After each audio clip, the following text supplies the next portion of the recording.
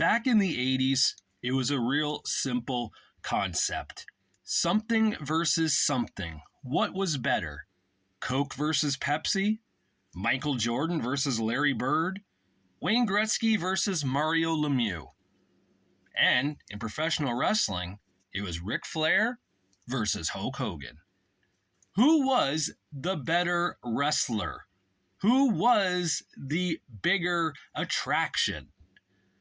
Well, that question happened a lot in the 80s by wrestling fans. So much that the wrestling magazines themselves had to write stories based on that same question. Today's video is going to be a look at every single magazine cover that Hulk Hogan and Ric Flair appeared on together, whether in a question like who was the wrestler of the decade, or whether in matches that they actually had, or in, of course, the typical wrestling superstars dream match. So let's take a look at these two icons in all their glory. We start with Wrestling USA, June 1990. The great debate, Ric Flair or Hulk Hogan? Who was the wrestler of the decade? Now, WWF fans would probably say Hulk Hogan, and NWA fans are clearly going to say Ric Flair. As you can see, both men are on the cover here with their respective championship titles, the big gold belt for Ric, and a silver version of what looked to be like the NWA television title that Arn Anderson used to hold all the time. That was the WWF title during this time frame that the Hulkster has. Now, of course, a lot of you know I don't really care for Wrestling USA. I got this magazine based solely on the cover and how iconic and cool it looks, because as you know, a lot of every story inside these magazines are just recycled from magazines I already have. So what's the point, right? I don't have a lot of space, so I have to watch what I collect here now for wrestling magazines. But this Wrestling USA one definitely was needed. Up next, we got Wrestling Superstars from winter of 1986. There we see Hogan with the same title again, Ric with the big gold. Superstar Dream Match, Ric Flair versus Hulk Hogan. It was well talked about in the 80s. Who would win if Ric Flair wrestled Hulk Hogan? People, like I said, NWA fans would say Ric because they were fans of the NWA, and WWF fans would say the Hulkster because they were fans of the WWF. But we wouldn't find out until a few years later. Right there, look at that. Wrestling Superstars again, Hogan versus Flair. This is from December 1991. A preview and analysis of the dream match that's becoming a reality. Yes, and why is that? Because Ric Flair is now with the World Wrestling Federation. In the fall season of 1991, the Nature Boy appeared on WWF TV with the big gold belt. That's right, the NWA World Championship was seen on WWF Superstars, Primetime Wrestling, Wrestling Challenge, you name it, and it was shown. Of course, WCW and NWA filed some sort of lawyer-like thing with the WWF, and I don't know, it was a big mess to get that belt off the television because they were going to restart the NWA in Japan and have this tournament in 1992. So what they did was they gave the belt back, but they made a different championship, a WWF version of the NWA World title, which, by the way, was called the WCW World title here when Ric did jump ship. So, again, that's so weird, right? A little sidebar here. It was the NWA World title, then became the WCW World title in 1991. Then it became the NWA World title again in 1992 in Japan when Masahiro Chono defeated Rick Rude in the tournament final. And then Flair, of course, unified it with, I guess it wasn't really unified. The belt became the WCW International title and then became part of the WCW World title in 94. What a mess that is, eh? That whole lineage of championship belts. That's a giant mess. But anyways, Ric Flair now in the WWF, now holding a replica version of it. It was pretty much the WWF Tag Team title made to look like the World Heavyweight title, and they would blur it out with the black screen so no one could tell the difference. Wrestling Classic, January 1992. That's right, we're now in 1992, and Flair and Hogan are in a big big feud in the World Wrestling Federation. This magazine talks about all the history and all the stories that were about Flair and Hogan over the years in this issue. This, of course, kind of like Wrestling USA. The only difference is they have newer stories as well in it, so I made sure to collect those for that reason alone. But it's good to see a magazine with Flair and Hogan all in there. And here we go. Let me fix that. There we go. Inside Wrestling, May 1992. Who's winning the Hogan-Flair Wars?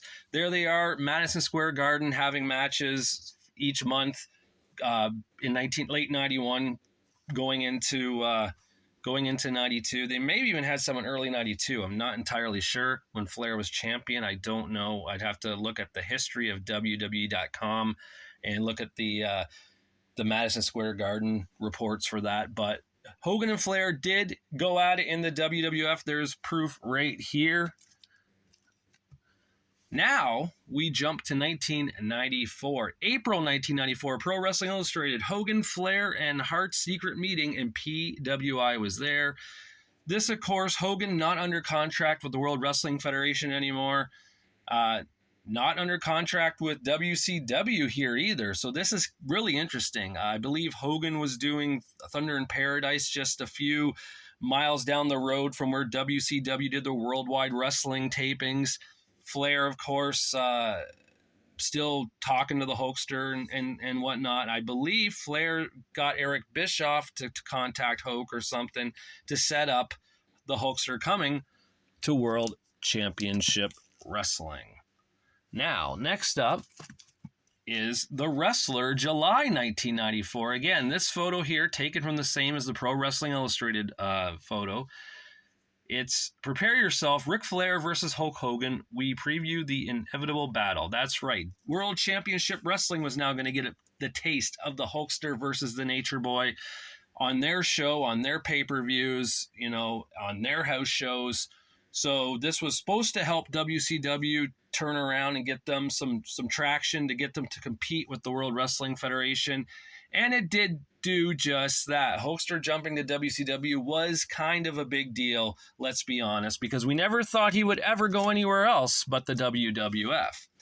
Inside Wrestling, December 1994, Hogan in Paradise, and Ric Flair feels the thunder. There's a little pun on the whole Thunder in Paradise television show that the Hulkster was in.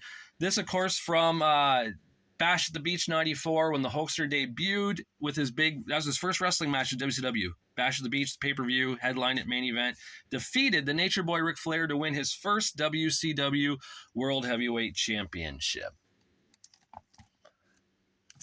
And now we got The Wrestler, February 1995. Hulk's a maniac, why Vader should be deathly afraid of Hogan. Showing, though, here that Hogan and Flair in the steel cage Halloween Havoc, Hogan defeated the Nature Boy to retire him, for a few months at least, out of action.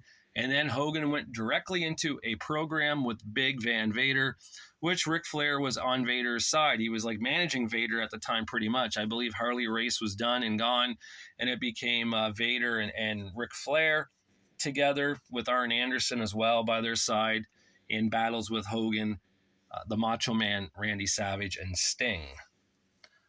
And that's the last one. So there it is. That's a little history there, a little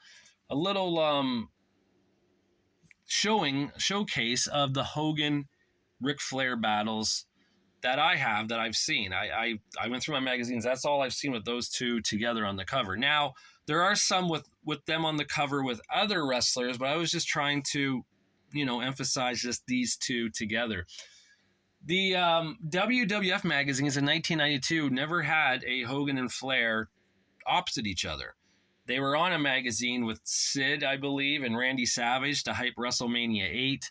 And I want to say they were even on a magazine with Undertaker and I see it up there now, Undertaker, Piper, and such, because of the whole Royal Rumble thing with Rick winning the championship at the 1992 Royal Rumble. But suffice to say, Hogan and Flair did do better in WCW than they did in the WWF. Vince never pulled the trigger to have the big pay-per-view match. WrestleMania 8 should have been it, and it wasn't. Instead, we got Hulk Hogan versus Sid Justice in the main event with a really crappy finish. And we saw the Macho Man, Randy Savage, defeat Ric Flair in the middle of the card for the World Wrestling Federation Championship. WCW did it right, I feel. That fans wanted to see Hogan versus Flair with a definite winner and a title change, and World Championship Wrestling gave us wrestling fans that. Whether you like Hogan or hate Hogan, whether you like Flair or hate Flair, the fact that both those men put on a show at Bash of the Beach 94 live on pay-per-view and had a definite winner, a title change, a guy to say, this is your guy, this is the champion, that was WCW. Vince McMahon and the WWF never did that. Not even on house shows. It was always count out or disqualification. But Hogan Flair, WCW, proved to have a definite finish and would have so for the following years with the Hulkster there and the Nature Boy. They would go on again to wrestle in 1996 at a Clash of the Champions with Hogan as Hollywood Hogan as a bad guy, wrestling the Nature Boy, who was a good guy.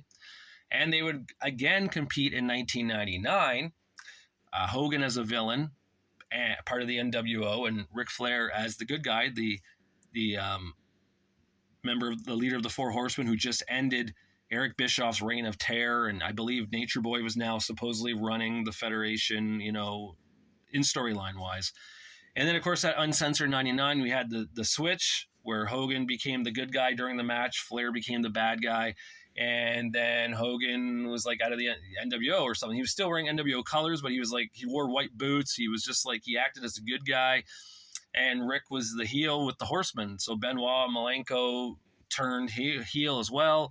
It was a weird time in 1999 for WCW. And then eventually the Hulkster donned the yellow and red once again in the summer of 99, I believe, when he was teaming up with the likes of Sting and Goldberg and such, and feuding with Sid and Nash and Rick Steiner and others.